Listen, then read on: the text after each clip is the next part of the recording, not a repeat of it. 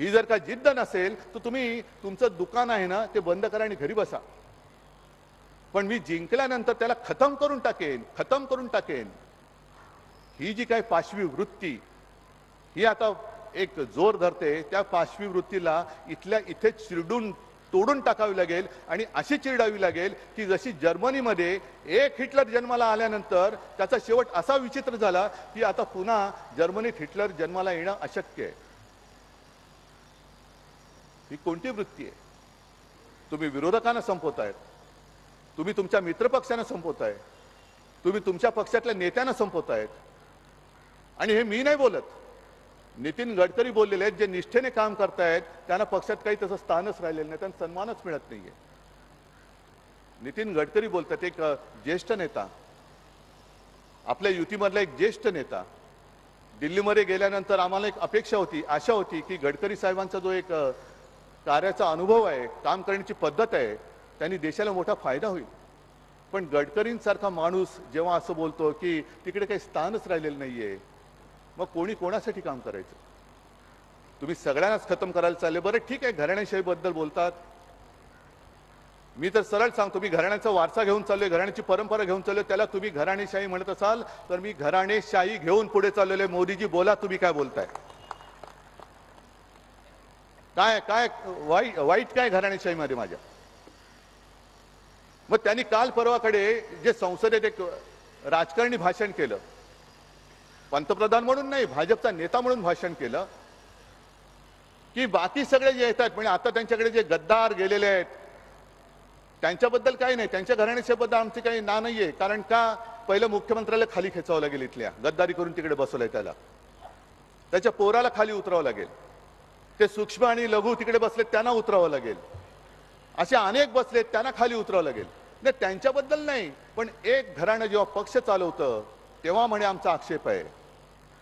मग जर तुमचा एक घराणं पक्ष चालवतो म्हणून आक्षेप असेल तर आमचा सुद्धा तुमच्या एकाधिकारशाहीला विरोध आहे आणि आम्ही तुमची एकाधिकारशाही सुद्धा मोडून टाकू, ही सुद्धा आम्ही सगळेजण शपथ घेऊन रणांगणात उतरलेली माणसं आहोत. घराणेशाहीमध्ये तरी लोकांवरती असतं की तुम्ही निवडा किंवा फेकून द्या, पण एक आणि एकच, मीच एकटा, बाकी कोणी नाही. रामाच्या पूजेला सुद्धा मीच दिसलं पाहिजे, संसदेच्या उद्घाटनात सुद्धा मीच दिसलं पाहिजे, रस्त्याच्या उद्घाटनाला सुद्धा मीच दिसलं पाहिजे. ही जी काही एकाधिकारशाही आहे ना, ही एकाधिकारशाही ही घराणेशाहीपेक्षा जास्त घातक आहे, ही जास्त घातक आहे. आणि त्याच्या विरुद्ध आपण उभे राहिलेलो आहोत. आज हा काही सोहळा तुम्ही करताय, शिबिर आहे, चांगलं आहे, पण तुमच्यासारखी माणसं मला या निवडणूक यंत्रणेमध्ये पाहिजेत, निवडणूक यंत्रणेमध्ये पाहिजेत. अनेक अनेक निवडणुका या स्थानिक लोकाधिकारच्या टीम वर्कने आपण जिंकलेल्या आहोत, टीम वर्कमुळे जिंकलेल्या. तेच टीम वर्क मला पाहिजे. नाही आहेत आपल्याकडे भाजपा एवढे पैसे नाही आहेत, पण सोन्यापेक्षा जास्त मौल्यवान माझी माणसं, निष्ठावान माणसं ही माझ्यासोबत आहेत, ही माझी संपत्ती आहे आणि हे माझं भांडवल आहे. तुम्ही जिथे जिथे असाल, ऑफिसमध्ये असाल, कुठल्या कॉलनीत राहत असाल, गावामध्ये राहत असाल, जरा तुम्ही वाचता, विचार करता, बोलता, या सगळ्या गोष्टी या जनतेच्या तुम्ही लक्षात आणून द्या जरा, की काय चाललेलं आहे, कसं चाललेलं आहे. नुसतं राम मंदिराचं उद्घाटन झालं, जय श्रीराम, आता कुठेतरी चालले त्या तिकडे अबुधाबी का कुठे तिकडे मंदिराचं उद्घाटन करतायत. करा, आनंद आहे. मंदिरं जशी तुम्ही उभारतायत त्याच्याबद्दल आम्हाला आनंद आहे, आम्हाला कुठे असूया नाहीये. पण तिकडे मंदिर उभारलेलं दाखवून इकडे घरं पेटवतायत ना, ते पहिलं थांबवा. म्हणून मी अनेक ठिकाणी बोललेलं आहे की एक नवीन आता लक्षात येते माझ्या की अनेक ठिकाणी मुस्लिम समाज आपल्यासोबत येतोय. म्हणजे मी रायगडमध्ये गेलो, कोकणात गेलो, मराठवाड्यात गेलो, आता उद्या परत मराठवाड्यात जातोय. मुस्लिम लोक मोठ्या प्रमाणावरती येत आहेत, घरी येऊन भेटतायत. आणि मी त्यांना स्पष्ट विचारतो, अरे तुम्हाला कळत नाही, लक्षात नाही का आलं? मी शिवसेनेचा पक्षप्रमुख आहे, हिंदू हृदय सम्राट शिवसेना प्रमुखांचा मी पुत्र आहे, कडवट हिंदुत्ववादी आहे, तरी देखील तुम्ही माझ्यासोबत काय येत आहे? आणि त्यांचं उत्तर एकच आहे की उद्धवजी, तुमचं हिंदुत्व आणि भाजपचं हिंदुत्व याच्यामध्ये फरक आहे, तो आमच्या लक्षात आलेला आहे. तुमचं हिंदुत्व जे आहे ते घरातली चूल पेटवणारं हिंदुत्व आहे आणि भाजपचं हिंदुत्व हे घर पेटवणारं हिंदुत्व आहे. तुमच्यावरती आहे, तुम्हाला घरातली चूल पेटवून पाहिजे हे आमचं हिंदुत्व आहे. हृदयात राम आणि हाताला काम देणारं आमचं हिंदुत्व आहे. आम्ही हिंदू आहोत, पण हे असे हिंदू आहोत, देशप्रेमी हिंदू आहोत. उगाच आम्ही आमचा छत्रपती शिवाजी महाराजांचा आणि हिंदुत्वाचा भगवा ध्वज घेऊन पुढे नाही चाललेलो. तो ध्वज घेण्यामागे काहीतरी आमचा एक विचार आहे. आम्ही मूर्खपणाने तो ध्वज घेतलेला नाहीये, विचारपूर्वक तो ध्वज घेतलेला आहे. आणि त्या ध्वजामध्ये हिंदुत्वामध्ये छेद करणारे भाजपवाले, धर्माधर्मामध्ये भांडणं लावणारे भाजपवाले. म्हणून माझ्या आजोबांचं एक जे वाक्य होतं की माणसाने धर्म घडवलेला आहे, धर्माने माणूस नाही घडवला, माणसाने धर्म घडवला आहे. आणि माझंही तेच म्हणणं आहे की माणसाने धर्म घडवलेला आहे. तुम्ही धर्माने माणूस बिघडवू नका. धर्म करून जी माणुसकी आहे त्या माणुसकीला कलंक लावू नका. जे हिंदुत्वाच्या नावाखाली तुम्ही पाप करतायत ते पाप आहे, त्या पापाला आम्ही क्षमा करणार नाही. हे असे जे काही विषय आहेत हे मला अपेक्षा तुमच्याकडनं हे आपल्या लोकांना सांगितले गेले पाहिजेत. खास करून शहरामध्ये तर सांगितले गेलेच पाहिजेत. जे कोणी सेवानिवृत्त झाले असतील त्यांनी अगदी नाना पार्कमध्ये जाऊन भेटा, लोकांना भेटा, बसा, बोला त्यांच्याशी. इतर ठिकाणी सुद्धा कुठे काही मंडळ असतील, काही वाचनालय असतील, जाऊन बसा, बोला. त्या वाचनालयामध्ये नुसतं वाचून सोडू नका, त्या बातम्यांचा अर्थ त्यांना नीट समजावून सांगा की नेमकं काय आहे, हे झाल्यानंतर पुढे काय होणार आहे. म्हणजे मी अनेक सभांमधनं, प्रत्येक सभांमधनं अगदी भारतीय जनता पक्ष आणि RSSच्या कार्यकर्त्यांना सुद्धा एक आवाहन करत असतो. आव्हान नाही, आवाहन, की तुम्ही विचार करा. मला RSS बद्दल एक वेगळा आदर नक्कीच आहे, कारण 100 वर्ष होतील आता 25 साली त्यांना.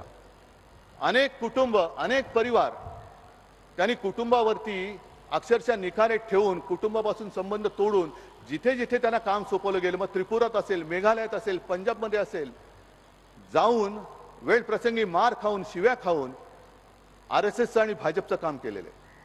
मग त्यांना मी विचारतोय की तुम्ही जे काय केलं, आता जे काय तुमच्या पदरात फळ पडले, यासाठी केला होता अट्टहास, हे तुम्हाला असं वाटतंय का की आता हे जे उपरे बाजार गुणगे आमच्या डोक्यावरती बसवलेत, आम्हाला सतरंजा उचलायला लावतायत आणि बाजार गुणगे आमच्या डोक्यावरती बसवतायत, यासाठी केला होता अट्टहास? हे हिंदुत्व तुम्हाला मान्य आहे? आणि जर मान्य नसेल तर मी नाशिकला कुसुमाग्रजांची एक कविता जी सांगितली होती सामान्य माणसाची, त्याच्या पुढचं एक कडवं आहे. त्याच्या पुढचं कडवं आहे की धर्माचा ध्वज, नीट लक्षात घ्या, धर्माचा ध्वज हा ज्या वेळेला अडाण्याच्या हाती जातो त्यावेळेला त्या ध्वजावरून रक्ताचे थेंब ओघळतात. ते रक्त असतं त्या धर्माचंच.